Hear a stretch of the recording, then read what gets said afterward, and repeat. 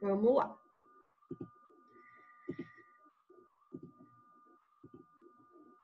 Pronto. Boa tarde para quem entrou agora há pouco, tá? Mais uma vez estamos aqui para a nossa linha de Imuno, certo? Na nossa aula de hoje a gente vai falar sobre antígenos e anticorpos. É um dos conteúdos que eu mais gosto de falar, assim, é um conteúdo tranquilo e vai trazer muito entendimento para nós, principalmente sobre anticorpo. Hoje em dia a gente tem ouvido falar muito sobre anticorpo, né? Especialmente na pandemia do coronavírus, onde se fala, por exemplo, em transfusão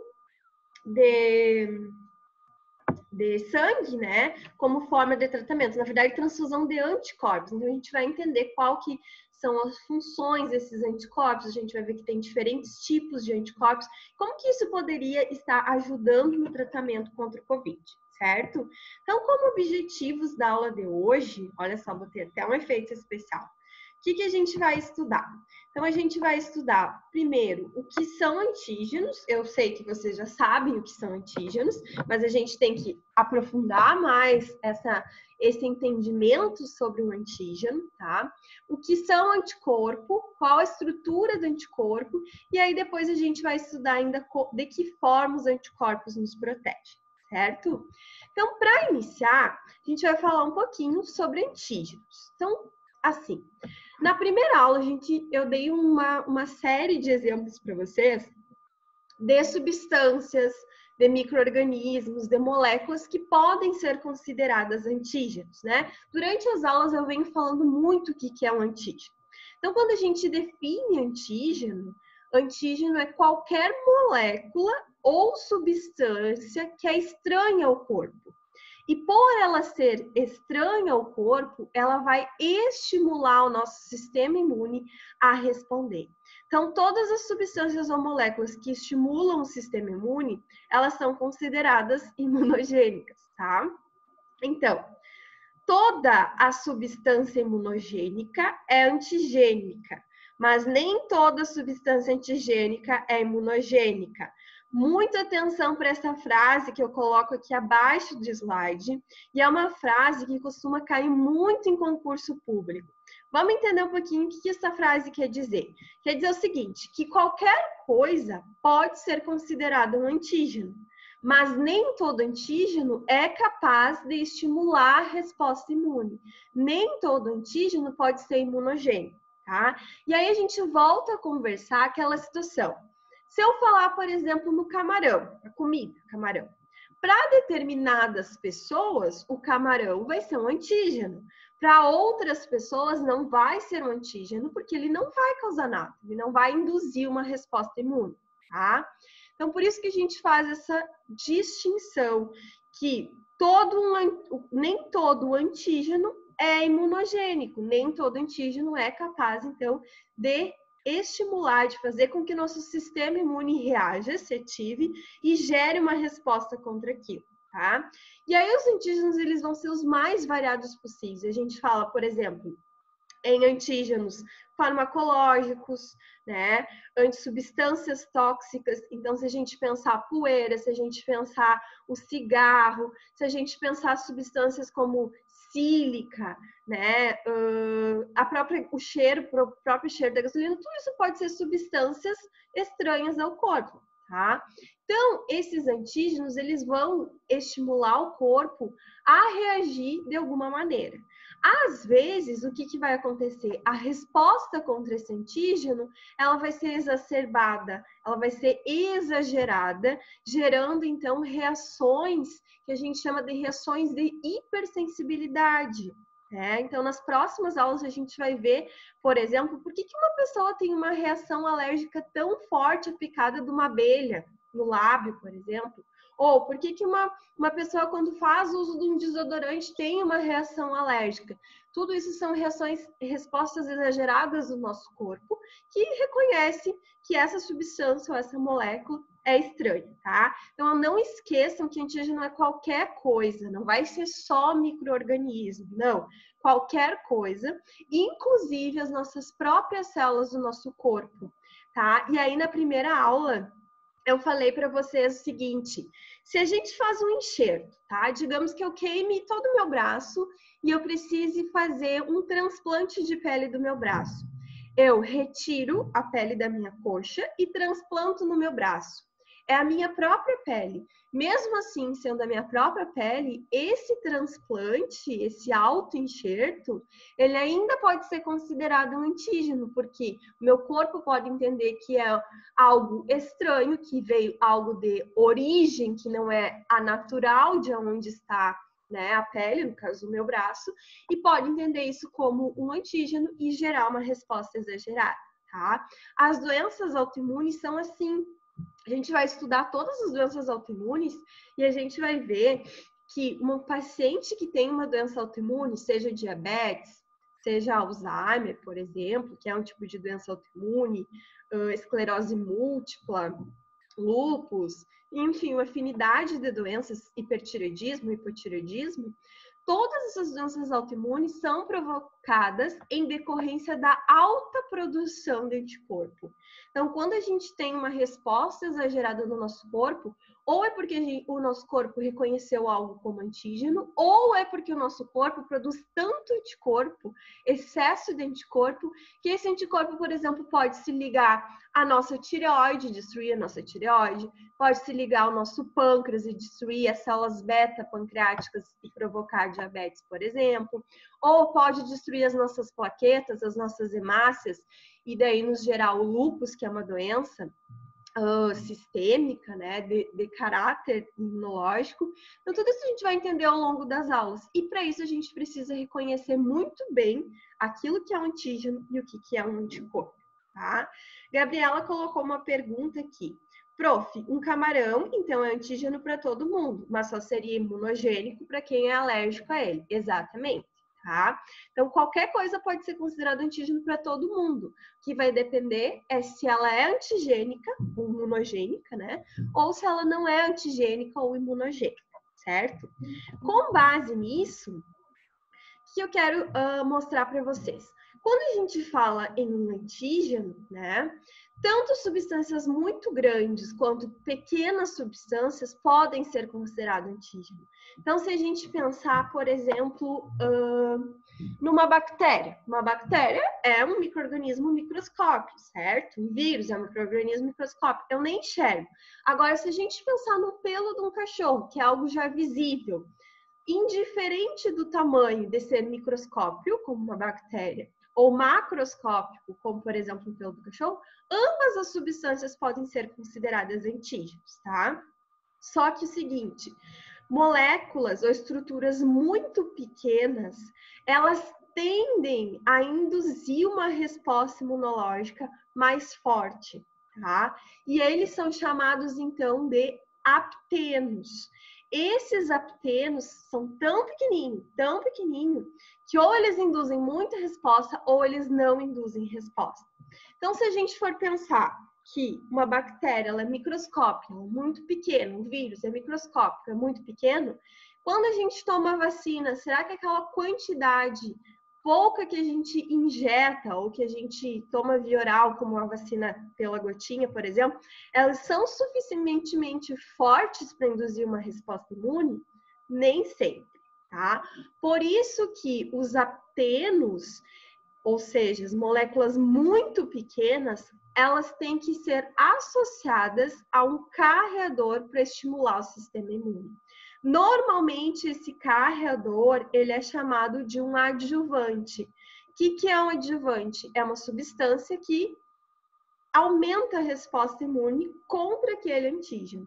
Então, a maioria das vacinas, elas são feitas, além do micro-organismo de interesse, o vírus, a bactéria, associado a uma molécula transportadora, uma molécula carreadora ou um adjuvante. E aí existe uma série de tipos de substâncias consideradas adjuvantes, substâncias que naturalmente são conhecidas por estimular o sistema imune, tá? Sorbitol é um, por exemplo, o benzoato de sódio é outra substância que estimula. Então, o que se faz numa vacina? Eu pego um vírus ou uma bactéria, né? Atenuo dentro de um laboratório, ou seja, eu mato, né, usando ácidos ou usando calor, ou usando radiação, esse vírus ou essa bactéria, coloco o micro-organismo junto com essa substância, que normalmente é líquida, então sorbitol, benzoato, por exemplo, e aí eu tenho a minha vacina, tá? Então a vacina, ela nunca é a bactéria, é só o extrato da bactéria, é sempre a bactéria, o vírus, conjugado com um transportador ou um carreador, um adjuvante, tá? Que recebem o mesmo nome. Então, o que a gente tem que considerar? Que pequenas moléculas, chamadas de aptenos, nem sempre vão induzir uma resposta imunológica, tá? Portanto, durante a gente conversou bastante também na primeira aula sobre vacinas. Olha só, tem pessoas que com uma única dose de uma vacina já tem resposta imune, já estimulou o corpo a produzir anticorpo, tá? Já outras pessoas precisam mais de uma dose de vacina para produzir anticorpo. E é por isso que determinadas vacinas a gente toma uma única vez na vida, tá? Outras vacinas a gente tem que fazer 1, 2, até mesmo 3 doses. A vacina de hepatite, por exemplo, a gente precisa fazer 3 doses, né? A vacina do vírus da gripe, eu tenho que fazer 1 dose por ano. Por quê? Porque esse vírus muta e todo ano eu preciso fazer novos anticorpos contra aquele vírus que se modificou, certo?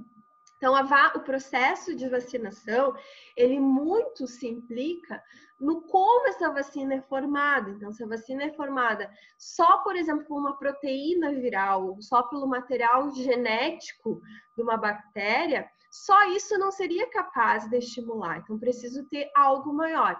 E esse algo maior, geralmente, é um carreador, tá? Pedro tem uma pergunta. Prof, é só atordoar o vírus e botar um transportador, porque demoram tanto para fazer uma vacina? Ah, meu Deus! Boa essa tua pergunta, tá, Pedro? O que acontece? Quando a gente formula uma vacina, né, existem várias questões.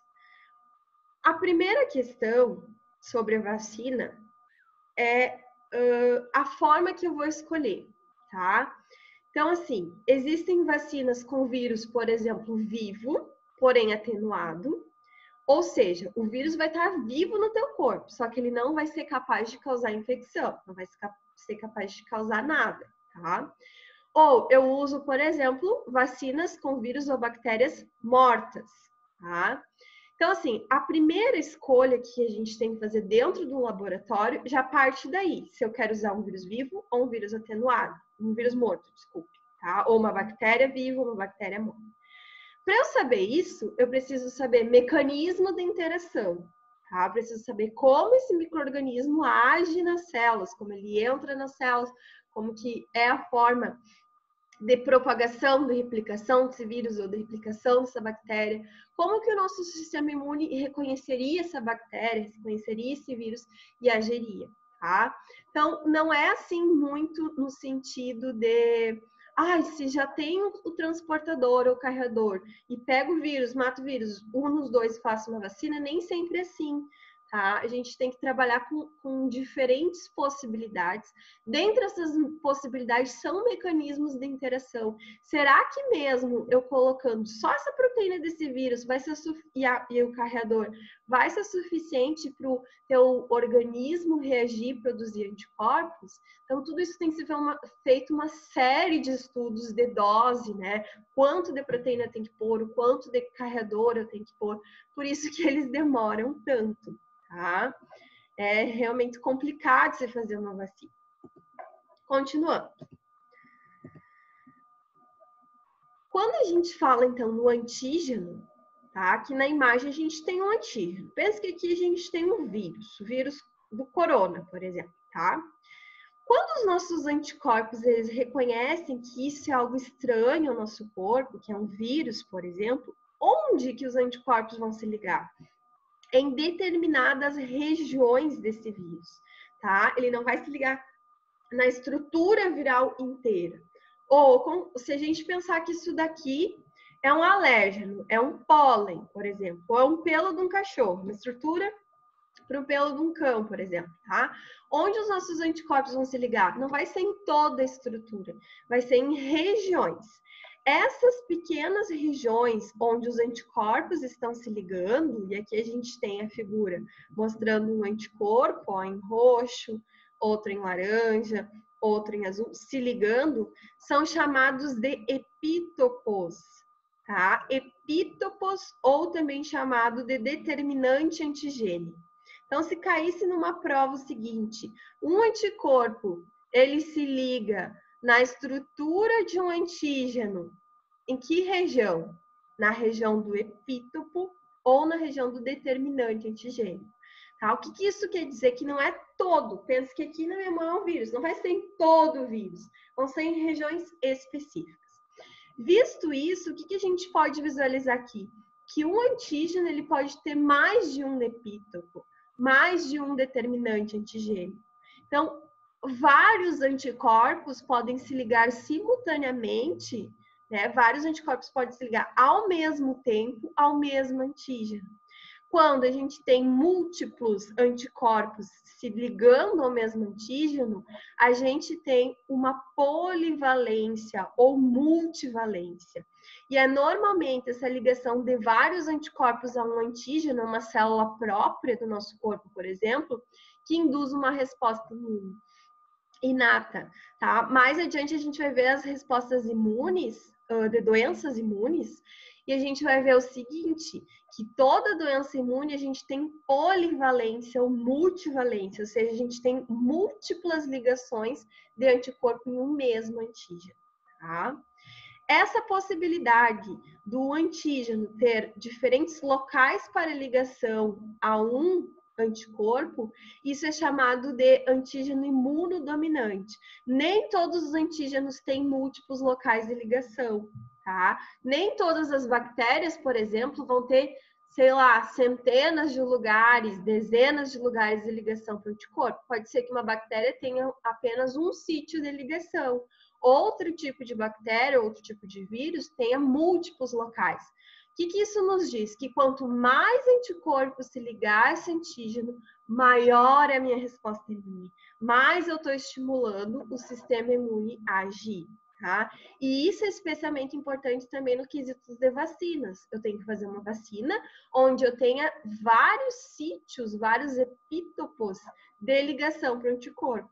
Porque se eu deixar um único local de ligação, um único epítopo para o anticorpo, pode acontecer um erro, né, de probabilidade que o anticorpo não se ligue, que o anticorpo produza muito anticorpo e o anticorpo não consiga chegar, não consiga ligar no sítio, no epítopo, tá? Então, isso é bem importante também.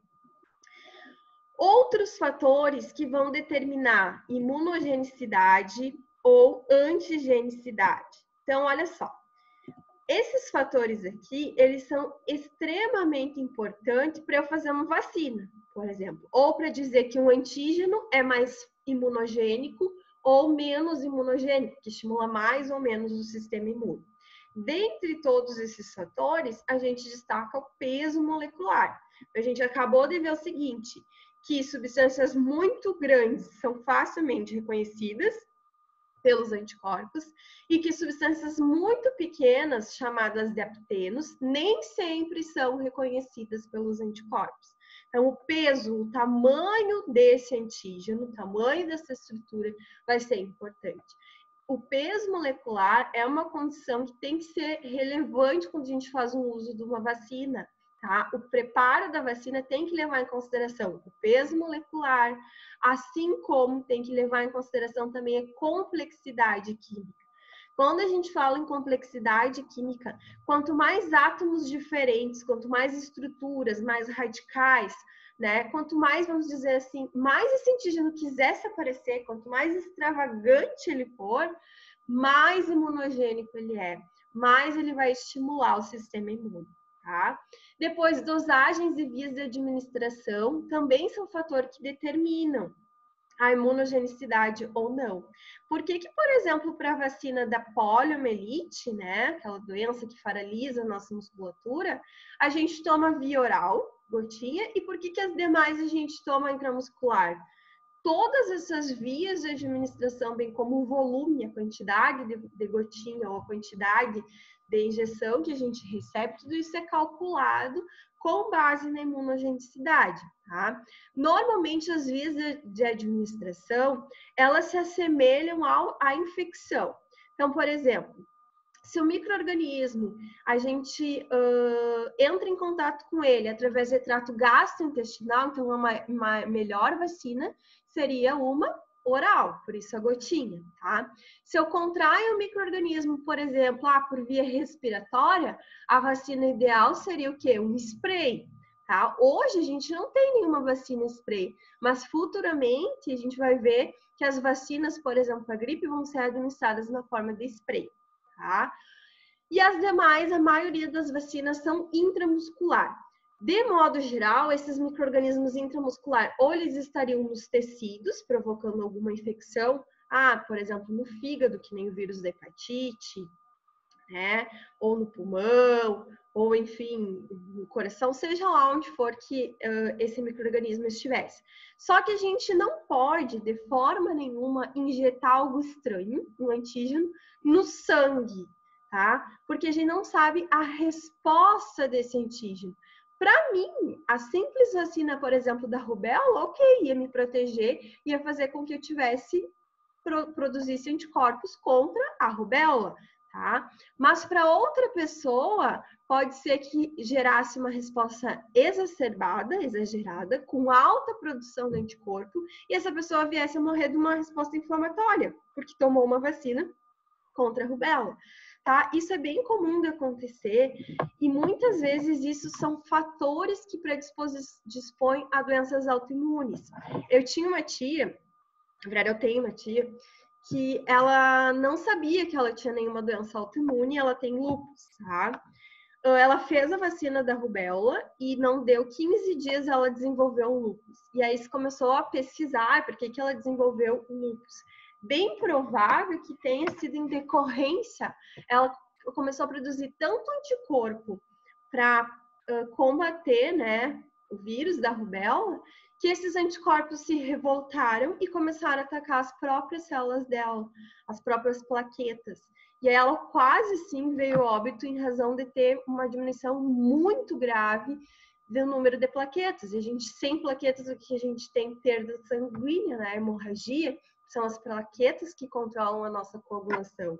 Então, isso é bem importante, saber a via de administração, calcular, que isso vai ser bem específico de pessoa para pessoa. Tem algumas pessoas, por exemplo, também, que não podem tomar nenhum tipo de vacina, cuja vacina tenha sido montada, tenha sido formulada dentro de ovos embrionados, tá? A maioria das vacinas que se faz, coloca dentro de um ovo embrionado, que tem um embrião, certo? E aí, se a pessoa, por exemplo, é alérgica a uma proteína do ovo, como albumina, ela já não pode fazer uso dessa vacina, porque a vacina não vai conferir proteção a ela, vai conferir uma resposta exagerada, uma alergia à proteína do ovo. Então, as vacinas, elas têm que ser pensadas muito em todos os quesitos, em todos esses fatores que podem levar a uma imunogenicidade ou não, tá? E o último quesito que tem que ser levado em consideração é a degradabilidade, ou seja, o tempo de curso dessa vacina. Quanto tempo será que meu corpo consegue produzir anticorpo e me proteger contra determinado micro-organismo? E isso a gente vê muito visível em alguns tipos de vacina, tá? Por exemplo, quando a gente, imaginem que a gente corte um dedo, certo? E aí a gente não tinha vacina para o tétano. E aí cortou um dedo e entrou o Clostridium tetani, né? Que é a bactéria que causa, então, a doença tétano. Essa vacina, como que a gente toma? A gente toma ao nascer, e ela tem um tempo de duração de 10 anos. Então, a cada 10 anos, a gente precisa refazer essa vacina, né? Só que se eu cortei o meu dedo, automaticamente, após isso, né, os médicos recomendam que você faça a vacina para prevenir o tétano. Quer dizer, eu não tinha anticorpo antes, eu já tomei a vacina? Bem provável tem anticorpo, né? Só que esse anticorpo, essa vacina, desculpe, ela tem uma duração, ela vai perdendo essa duração ao longo dos anos. Então, se porventura ocorrer um incidente, um corte, por exemplo, eu preciso refazer a vacina, tá? Para que eu continue estimulando o sistema imune a produzir anticorpo. Então, todos esses fatores, eles são bem importantes no que a gente chama de interação antígeno e um anticorpo. Tudo isso tem que ser levado em consideração, tá? Vamos ver as perguntas. Dani. Então, a quantidade de epítopos interfere na patogenicidade do antígeno? Não, a quantidade de epítopos interfere na resposta imune.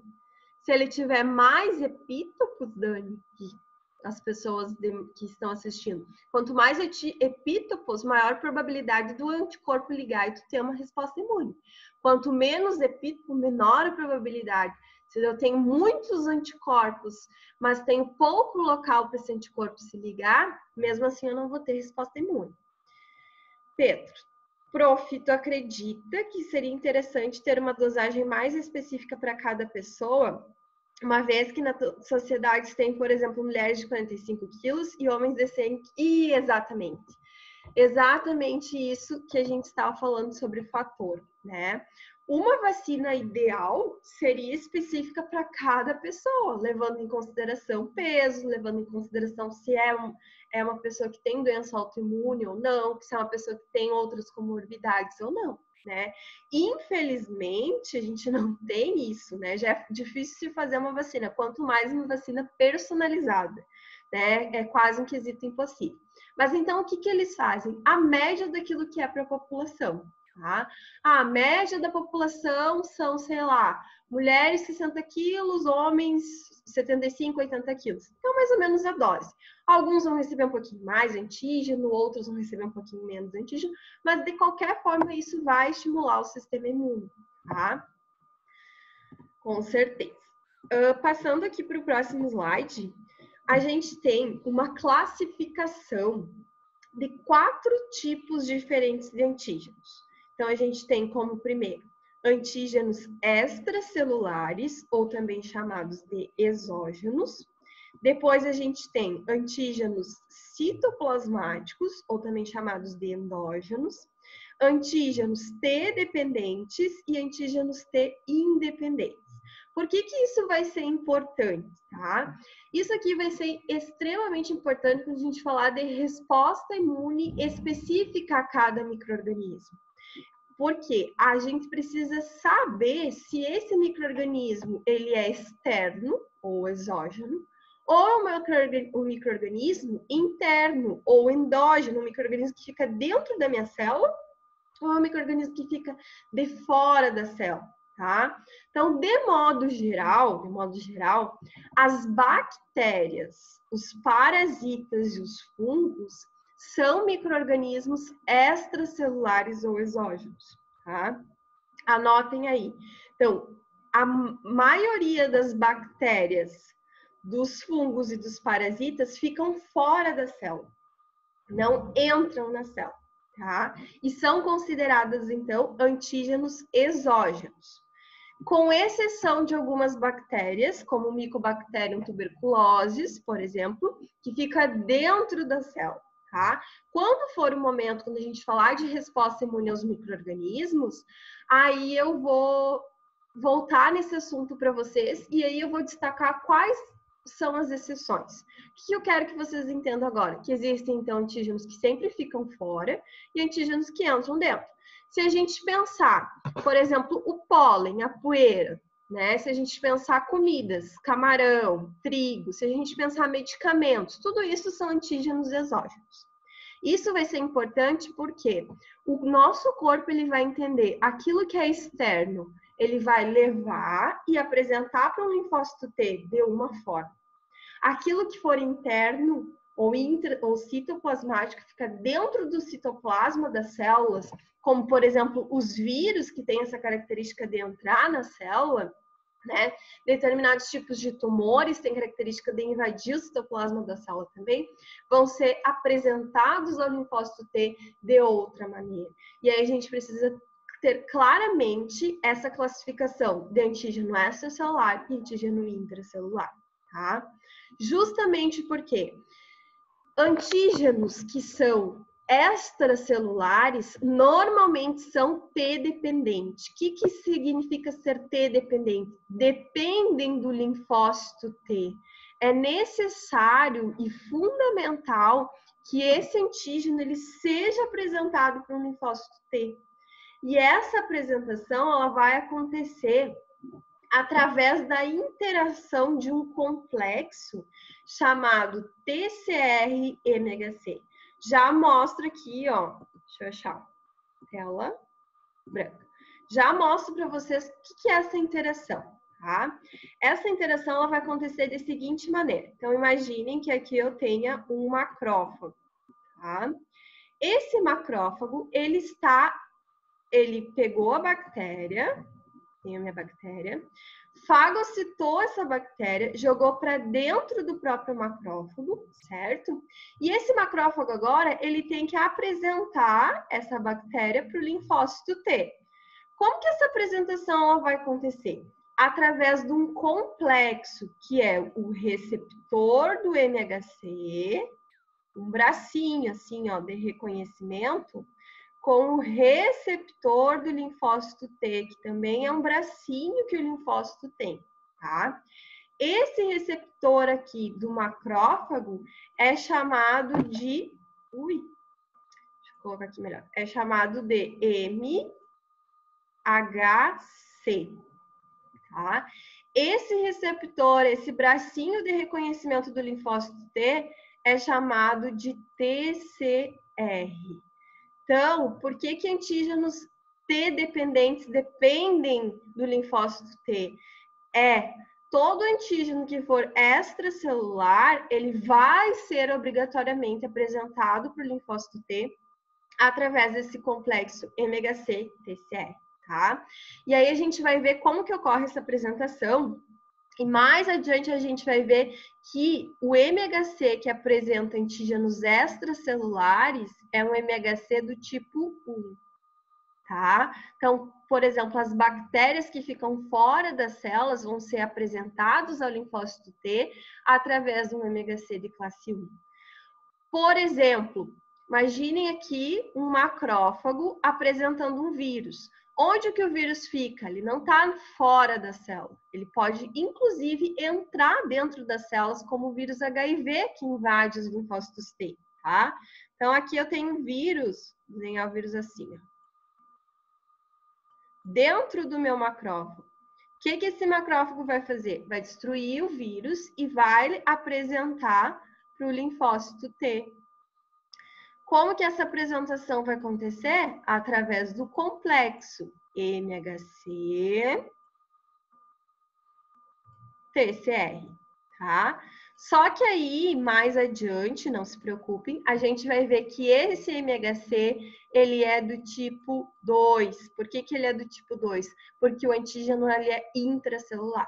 Então, por isso que a gente tem que fazer essa discriminação. Tá?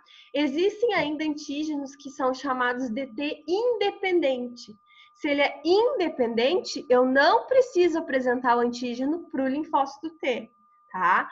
Um macrófago, por exemplo, pode pegar um antígeno e apresentar direto para o linfócito B. Eu não preciso do linfócito T. Para que o linfócito B produza, por exemplo, os anticorpos. Tá? Então, imaginem aqui que a gente tem uma outra bactéria, o macrófago capturou, fagocitou essa bactéria e ela é T-independente. Então, eu não preciso mostrar para o linfócito T, eu mostro direto para o linfócito B. E aí, esse linfócito B vai produzir o anticorpo. E esse anticorpo vai ser capaz de se ligar na bactéria e impedir a ação, a infecção dessa bactéria. Tá? Por isso que essa classificação que a gente tem dos antígenos, ela é bem importante para nós agora, certo? Ah, o que eu fiz aqui? Deixa eu voltar só um pouquinho. O que eu tô fazendo?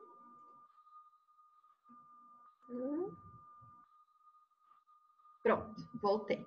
Tá? Então, aqui a gente tem todas as classificações dos antígenos, ok? Pessoal, me dão uns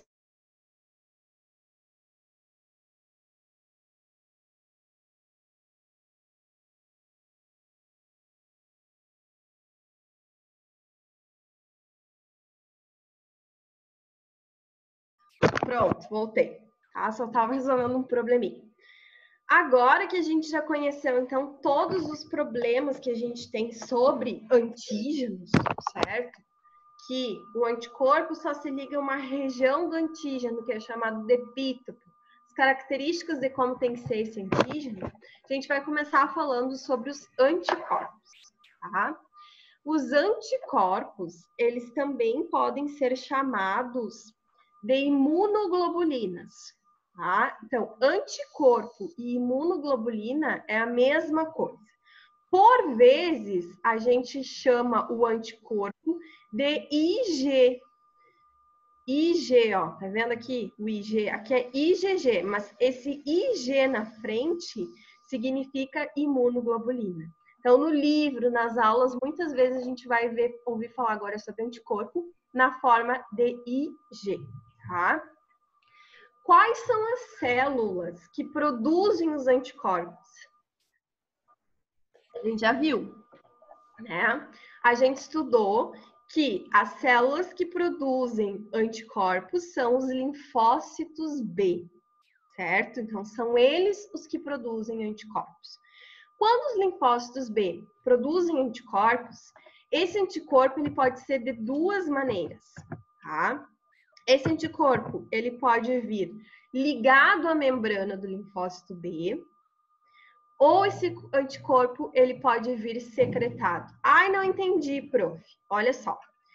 Imaginem que aqui a gente tem a célula, a membrana plasmática que recobre, que envolve o linfócito B, tá?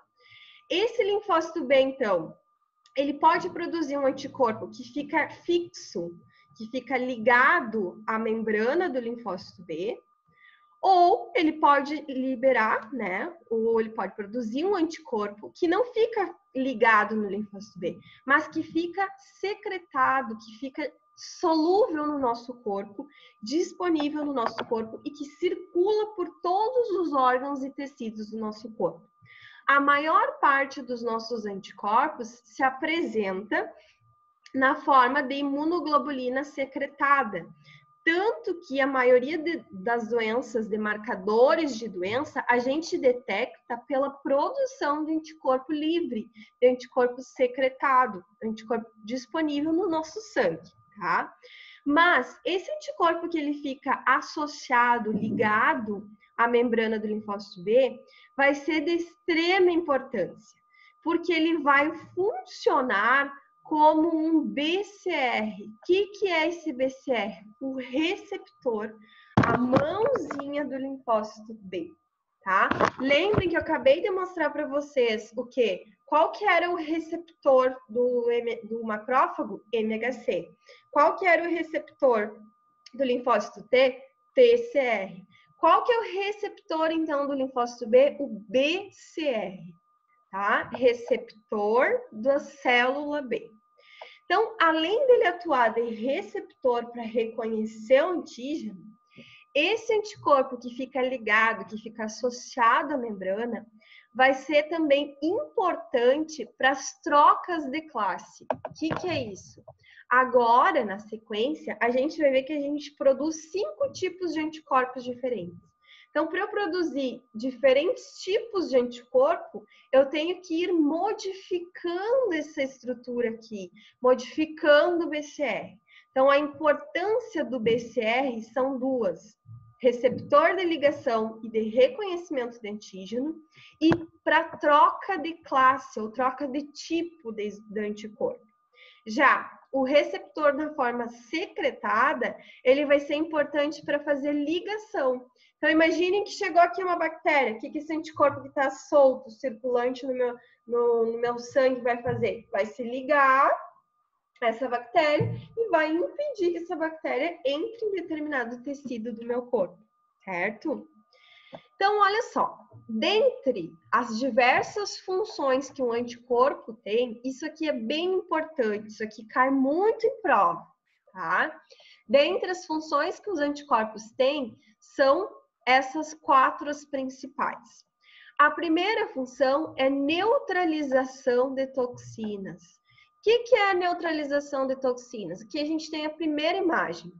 Imagine, então, que entrou um micro-organismo qualquer, né? Ou até mesmo uma substância, como por exemplo um medicamento, um pólen, ou um vírus, uma bactéria, qualquer antígeno que entrou. Neutralizar significa que o anticorpo, que em formato DY, ligou em uma região do antígeno chamada de epítopo, e quando o antígeno ele anda ligado assim ao anticorpo, ele é incapaz de entrar na célula e causar algum dano a essa célula, tá? Então, a principal e a primeira função dos anticorpos é neutralização. A neutralização, ela é o princípio da vacinação. Então, a gente faz vacinação para quê? Para que, porventura, se eu entrar em contato com aquele vírus ou com aquela bactéria, eu já tenho anticorpos ali prontos, preparados para agir e combater, tá? Então, anda assim, ó, a neutralização dos anticorpos é, na verdade, o princípio da vacinação. Se eu pedisse para vocês, qual que é o real sentido de se fazer uma vacinação? Não é se proteger contra o micro-organismo, é estimular o sistema imune a produzir anticorpos para que esses anticorpos neutralizem a ação do micro-organismo. Muito cuidado com essas questões de prova, inclusive futuramente para concurso. A função da vacina não é se proteger do antígeno, é produzir anticorpos para que a gente se proteja do antígeno, tá? A segunda função, então, que a gente tem é opsonização e fagocitose. O que isso significa? Que quando o meu anticorpo ele se liga a um determinado micro-organismo, isso faz com que chame muitas células para o local. Isso faz com que ocorra, então, a opsonização, o chamamento de células, especialmente de células fagocíticas, de células que façam fagocitose, que possam englobar esse micro-organismo, tá? Então, é a segunda função que a gente tem, opsonização e fagocitose. Terceira função que a gente tem de anticorpo é citotoxicidade. O que é citotoxicidade mediada por células? Determinadas células, como as células natural killer, por exemplo, elas têm receptor para anticorpo, tá? Então, imaginem o seguinte, que nessa célula NK se ligou um anticorpo. A ligação do anticorpo na célula NK ativa essa célula e faz com que essa célula ela destrua outra célula, faça citotoxicidade. Isso acontece muito com células tumorais, tá? Então, imaginem aqui que a gente tem uma célula tumoral. A célula natural killer é a célula responsável por reconhecer células tumorais. A gente já estudou isso. Então, o que acontece? Quando esse anticorpo ele liga a célula natural killer, ele potencializa a ação da célula, potencializa a função da célula natural killer. Dá tipo um start, ó, célula natural killer, se liga que aqui tem uma célula tumoral. E aí a célula natural killer vai desempenhar suas funções, vai liberar as granzimas, as perforinas, para destruir essa célula tumoral, tá? E a quarta e última função do anticorpo, a gente estudou, é ativar o sistema complemento. Na aula passada a gente viu muito bem, né, como ocorre a ativação do sistema complemento. E aí a gente viu que lá no sistema complemento existiam 3 vias. A via clássica, a via alternativa e a via das lecitinas.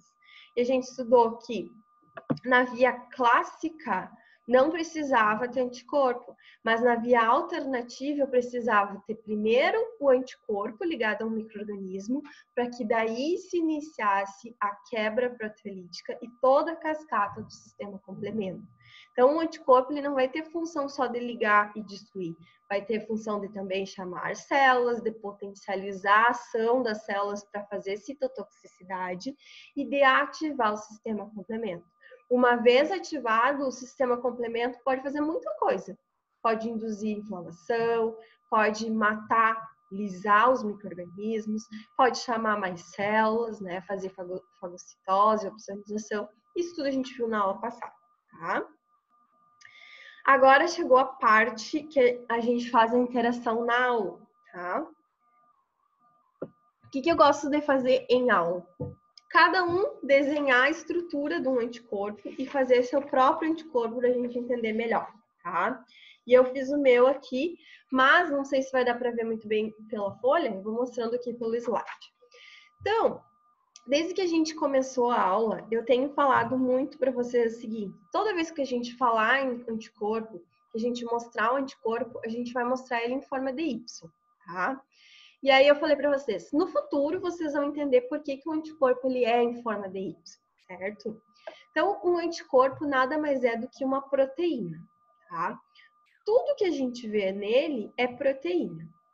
Estas proteínas, elas se organizam através de rearranjos proteicos lá da bioquímica, folhas beta pregadas. Nem sei se vocês lembram, mas nem interessa. O que interessa ver? O que é proteína, tá? Se arranjam, se agrupam, se organizam de uma maneira que faz esse anticorpo parecer um Y, tá? E aí ele é formado, então, pelo seguinte: por duas cadeias leves, que constitui essa parte superior de fora do anticorpo, mostrando aqui com o pointer para vocês, tá? Tá delimitado aqui em roxo. E duas cadeias pesadas que compõem toda essa região interna aqui em verde do anticorpo. Além disso, a gente classifica o anticorpo em região variável, que está na cor vermelha aqui apresentado, e região constante, que está apresentado na cor azul, tá? Então, se um anticorpo ele fosse como os meus braços seriam as cadeias leves, de fora do braço, cadeias pesadas, a parte de dentro do braço, e o meu corpo seria a região constante, tá? O que isso é importante eu saber? Porque cada região do anticorpo vai ter uma determinada função. Aqui, ó, eu coloquei para vocês as tal das folhas beta pregadas, que é a forma como ele se organiza, tá? O que a gente precisa, na verdade, saber? É isso, ó. Ele é formado, então, por duas cadeias leves, que a gente também pode chamar de de leve, e duas cadeias pesadas, que a gente chama de H, do inglês height, pesado, tá? Na cadeia leve, existe, então, uma região variável, chamada VL, e uma região constante, chamada CL. Já me perdi, prof. Então, vamos voltar aqui, ó. Estamos falando daqui. Dessa estrutura do braço, existe uma cadeia leve, CL, que fica na parte posterior, e uma cadeia pesada, que fica na parte interna, tá? Então, CH, ou C pesado. Depois, as cadeias pesadas aqui, a gente tem a outra região, cadeia leve e cadeia pesada, certo? Então, duas cadeias leves, com duas regiões variáveis, duas cadeias pesadas, com uma região variável, uma região constante, duas cadeias leves com uma região variável, uma região constante, e duas cadeias pesadas com uma região variável e uma região constante, tá? Se a gente fosse olhar microscopicamente, a gente veria exatamente isso. Então, a gente veria como se fossem esses domínios aqui, de folhas beta pregadas, as cadeias VL, variável leve, CL, constante leve, variável pesada, constante pesada, e toda essa região aqui, ela é constante. O corpo é sempre constante, tá? O que a gente vê ainda? Que a interação de uma cadeia com a outra cadeia é dada por esses pontilhados, que são ligações, né? Chamadas de ligação de sulfeto. Então, a proteína se liga a outra domínio proteico através de uma ponte de sulfeto. E como é proteína, pensando lá da bioquímica, essa parte de cima, ela é formada por uma porção de aminoácidos, então ela é chamada de amino terminal, e essa porção constante é chamada de porção carboxiterminal, por isso C, tá? Além disso, o que a gente observa? Que entre a região constante e as regiões das cadeias leves e variáveis, existe uma região central que é a dobradiça. A gente já vai ver a importância, então, da dobradiça, tá? eu ia desenhar com vocês em aula. Então, desenhando mais ou menos em aula, o que a gente vê? Faça no Y. As partes de fora são as cadeias leves, que eu desenhei aqui tracejado em azul. As partes internas, as cadeias pesadas. E embaixo, o corpo, né, na base desse Y, é a região constante. Tá? Dando continuidade, para complicar a nossa vida, que dá uma confusão na cabeça, saber o que é leve, o que é constante, a gente surta mesmo, tá? Não bastasse isso, os pesquisadores pegaram duas enzimas e resolveram cortar esse anticorpo no meio, tá? Primeiro, então, eles usaram uma enzima chamada de papaina, e depois eles usaram uma outra enzima chamada de pepsina. E aí descobriram que quando eles colocam essas enzimas para quebrar o anticorpo no meio, são formadas duas regiões, tá? Uma região que fica só as cadeias leves e pesadas, chamada de porção F, A, porque a gente tem de um lado, e B de outro. Então, toda essa parte aqui superior é chamada de porção FAB. E aí, o corpo fica íntegro do anticorpo, que eles chamaram de porção FC, tá? Então, aqui também eu havia desenhado, ó. Todas essas cadeias aqui de cima são chamadas de porção FAB. E o corpo embaixo é chamado de porção FC, certo? O que me interessa saber tudo isso? O que eu vou dizer agora? Que nessas regiões variáveis, VL, da cadeia leve, e VH, da cadeia pesada, tanto de um lado quanto do outro, são chamadas de regiões de complementariedade. É exatamente na região variável, ou região hipervariável, onde o antígeno vai se ligar. Tá? Se a gente pegasse e aproximasse, então, essa região, o que a gente veria? Esta figura aqui. Nesta figura, a gente consegue ver a região variável da cadeia leve, variável da cadeia pesada, atuando como umas mãozinhas assim, ó, e agarrando o antígeno. Então, se eu fizesse uma pergunta em prova para vocês, qual que é o local de ligação de um antígeno em um anticorpo? Região variável, ou região hipervariável, ou região de complementariedade. Tudo a mesma coisa, tá? Então, a importância do anticorpo ter essas mãozinhas, assim, sem forma de Y, é justamente para agarrar o antígeno, certo? Lembra que eu falei para vocês que no centro aqui do anticorpo vai ter uma região chamada de dobradiça? Por que essa região ela é dita de dobradiça? Ela funciona como uma dobradiça de uma porta. Então, ela permite a flexibilidade para o anticorpo conseguir mover os seus braços de ligação. Então, olha só, se eu sou um anticorpo, eu posso pegar um antígeno que está longe ou um antígeno que está próximo, tá? A região da dobradiça ainda permite que eu ligue a mais de um antígeno ao mesmo tempo. Eu posso pegar com uma mão, por exemplo, um antígeno e com a outra mão outro determinado antígeno, tá? Então, outra questão de prova, um anticorpo, ele pode se ligar ao mesmo tempo em dois antígenos diferentes. Como ele pode se ligar ao mesmo tempo ao mesmo antígeno, tá? Isso vai depender tudo do sítio de ligação do antígeno presente. Quem permite isso são as dobradiças.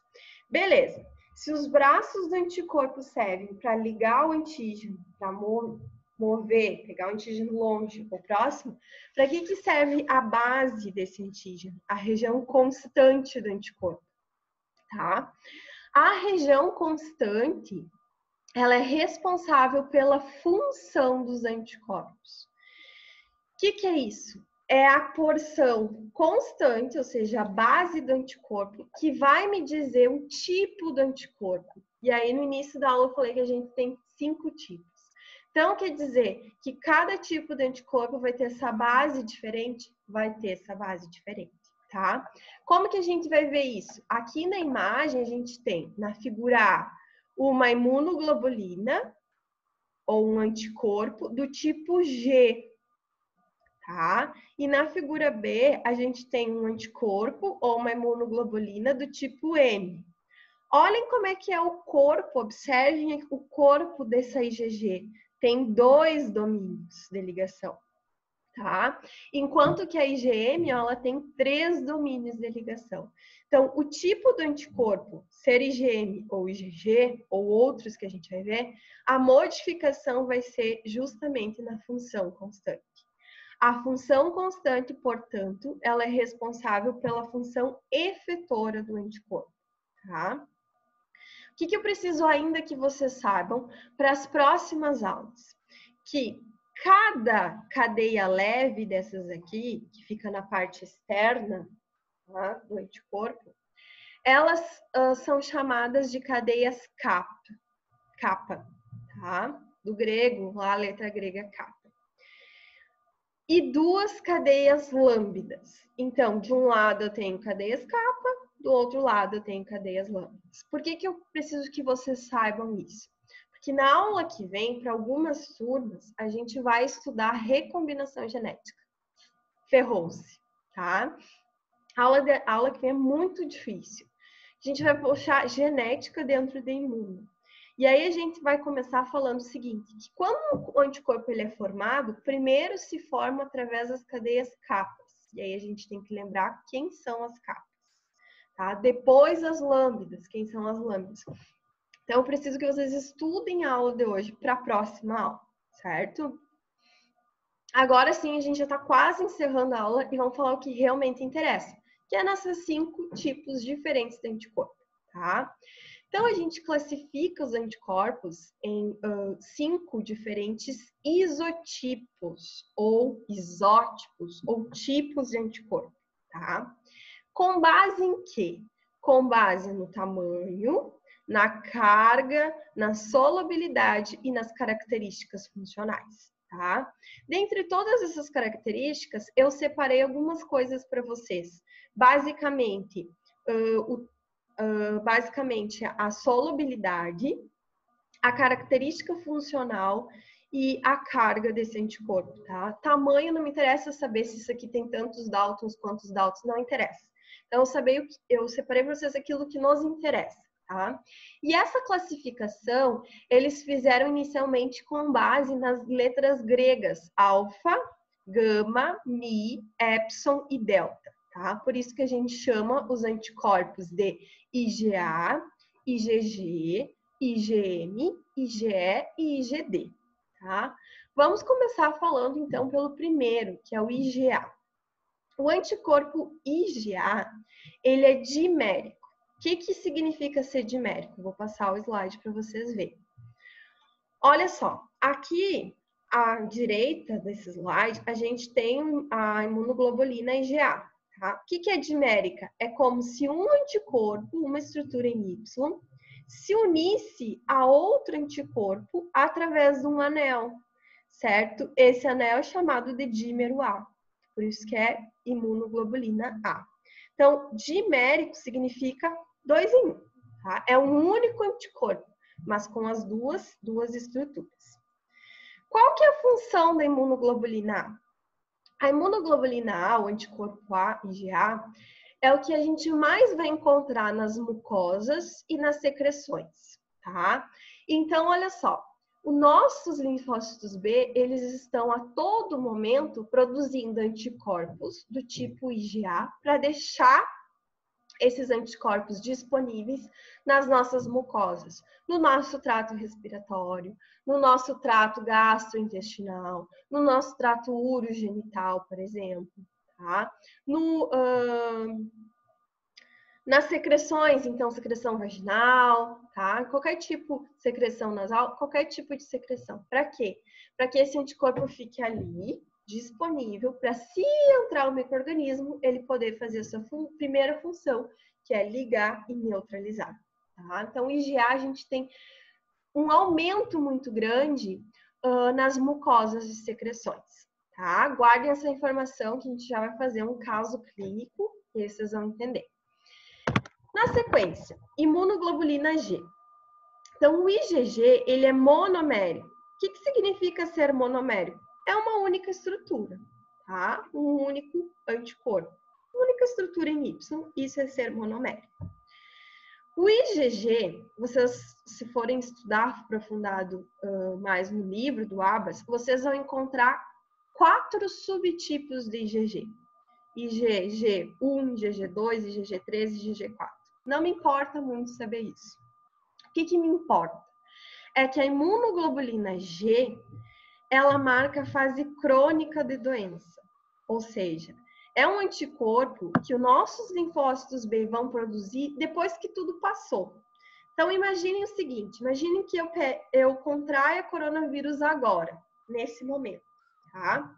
Daqui uns 15 dias, 20 dias, os meus anticorpos, meus linfócitos B, vão começar a produzir esse anticorpo do tipo IgG, que vai ficar para o resto da vida no meu corpo como um marcador imunológico, marcando e avisando, né, orientando nós a saber, eu contraí coronavírus, eu tive coronavírus no passado, tá?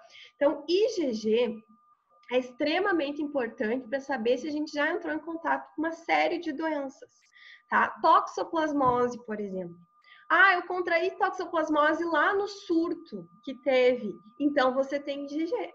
Se um dia você fizer o exame de pesquisa de IgG para toxo e tu teve no surto, tu vai ter esse anticorpo. E esse anticorpo vai perdurar para o resto dessa vida como uma memória. Ó, lembrando o teu corpo a todo momento que tu já teve toxoplasmose.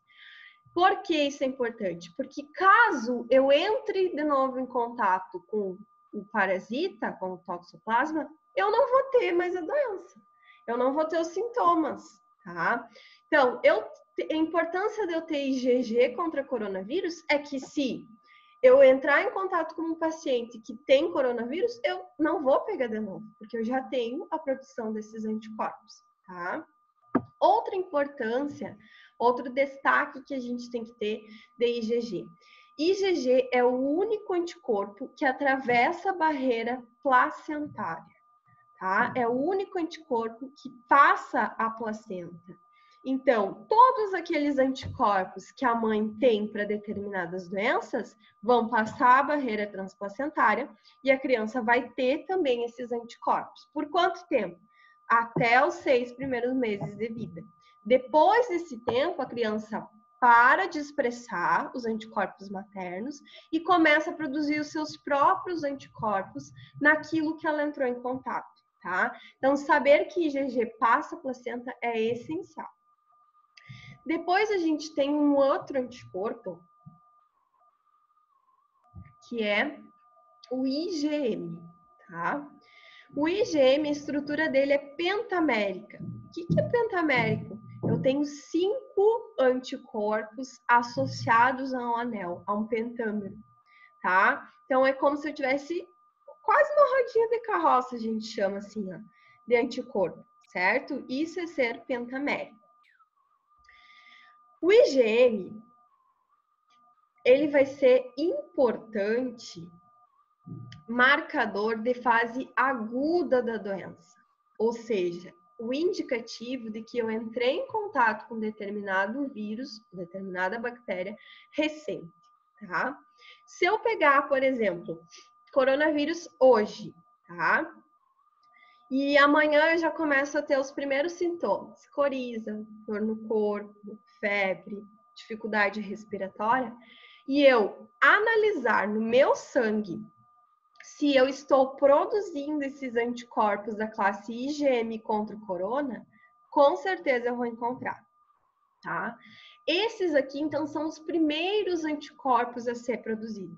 Primeiro a gente produz IgM, que é para tentar combater, e depois a gente produz IgG, que é para levar para o resto da vida. Marcador imunológico, tá? O IgM, ele vai estar presente no soro, ou seja, o que é o soro? É a parte líquida do nosso sangue, tá? É no soro que a gente vai encontrar todos os anticorpos, mas dentre todos esses anticorpos, o que mais vai estar prevalente, em maior quantidade, é o IgM, tá? Depois, a gente tem o anticorpo IgE, tá? O anticorpo IgE, ele é monomérico. O que significa monomérico? Igual IgG, uma única estrutura, certo? Uma única estrutura em forma de Y. Aqui. O IgE, ele vai ser um anticorpo extremamente essencial durante as reações alérgicas e parasitárias. Então, olha só. Imaginem que eu estou com alergia à poeira que está aqui em casa, tá? O que vai acontecer comigo? Eu vou começar a produzir anticorpos da classe IgE para que esse anticorpo se ligue na poeira e impeça que essa poeira venha a causar uma resposta imune exagerada, certo? Ou eu tomei, por exemplo, amoxicilina. Eu era alérgica à amoxicilina. O que vai acontecer? Os meus linfócitos B vão começar a produzir IgE para que o IgE se ligue na penicilina e eu não tenha nenhum efeito outro colateral, tá? Então, IgE é importante em reação alérgica e parasitária. Aqui no IgM, vocês estão vendo que está escrito parasita e alérgico. Eu já vou arrumar o slide, mas podem cortar, tá? Quem faz essa função é o IgE. Por fim, a gente tem a imunoglobulina D, IgD, tá? A IgD, pessoal, ela é monomérica, ou seja, uma única estrutura, certo?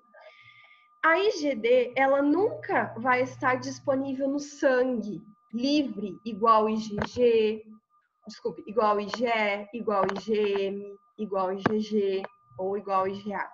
Então, quem que é o IgD? O IgD é o BCR, é o receptor da célula B, tá? Só que se o linfócito B ele fica com o seu receptor, que é chamado de BCR, e esse receptor é um anticorpo, então ele é em forma de Y e na forma IgD, toda vez que eu quiser trocar de tipo de anticorpo, eu troco o IgD. Então, IgD é o único que eu posso trocar por IgE, posso trocar por IgM, posso trocar por IgG e posso trocar por IgA mediante a possibilidade, mediante a infecção que eu tenho ou o que eu estou tendo no momento, certo? Eu já respondo as perguntas de vocês. Então, olha só, o que eu quero colocar aqui, fazer um quadro para vocês. Aqui, tela branca. Vamos sintetizar isso, tá? Digamos que eu tenha uma alergia, certo? Que eu consumi camarão e eu era alérgica a camarão. Então, durante as respostas alérgicas, quais são os tipos de anticorpos que vão estar aumentados no meu corpo? Vamos pensar. Primeiro, vai estar aumentado o IgA, porque o IgA é o anticorpo que sempre vai estar disponível nas mucosas, portanto, no trato gastrointestinal. Portanto, se eu ingerir o camarão e sou alérgica, vai aumentar a produção de anticorpos IgA, certo? Depois, qual é o outro tipo de anticorpo que vai estar aumentado? O IgE, porque ele é um marcador de alergia, tá? Digamos agora que eu tenha contraído hepatite, tá? Um vírus. Então, um vírus. Que tipos de anticorpos vão estar aumentados no meu corpo se eu tiver um vírus? Primeiro, vai aparecer o anticorpo, então, da classe IgM, que vai marcar a fase aguda da minha doença. E depois eu vou ter anticorpos de classe IgG, certo? Porque eu tenho um vírus no meu corpo, certo? Agora vamos pensar que eu tenha entrado em contato com uma bactéria, tá? Que tipos de anticorpos estarão aumentados no meu corpo? Os mesmos anticorpos para vírus. Então, IgM, porque vai marcar a fase aguda, recente da doença, E depois de 30 dias, IgG, vai marcar a fase crônica, tá? Uma coisa que a gente vai ver agora é o tempo de vida, tempo de meia-vida de cada anticorpo. Normalmente, a duração do IgM é até 15 dias, 20 dias. Depois disso, a gente não produz mais IgM e começa a produzir IgG, tá? E a última situação, imaginem que eu tenha entrado em contato com um parasita. Que tipo de anticorpos, então, vão estar aumentados? Os da classe IgM, porque vão marcar a fase aguda da doença. Os de classe IgG, fase crônica da doença. E ainda IgE, porque ele é o marcador de respostas contra parasitas, tá? Pacientes que têm Chagas, por exemplo, doença de Chagas, que é provocada por um parasito, vão ter todos esses anticorpos, tá? Pessoal da medicina, para que é importante saber a diferenciação IgM e IgG? Para saber se eu trato ou não trato um paciente, tá? O paciente nunca relatou nada e apareceu lá com um IgG para toxoplasmose. Vou tratar esse paciente? Não tem necessidade, quer dizer que ele já pegou, já produziu os anticorpos e já se recuperou, tá?